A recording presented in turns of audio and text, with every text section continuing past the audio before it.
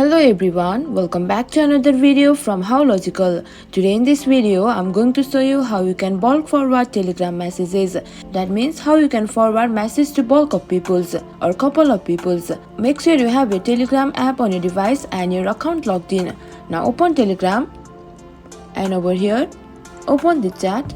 And let's say you want to forward this message hello. Long press on it and you can see forward. You can see many contacts over here. Click on select. Now select couple of people that you want to send the message.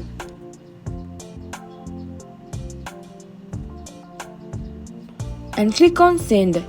By this way you can bulk forward Telegram messages. So this is how simple it is.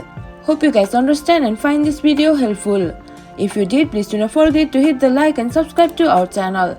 And also hit the bell icon for latest videos and drop a comment for reviews and more content like this. I will see you guys again in our next video. Thank you guys for watching.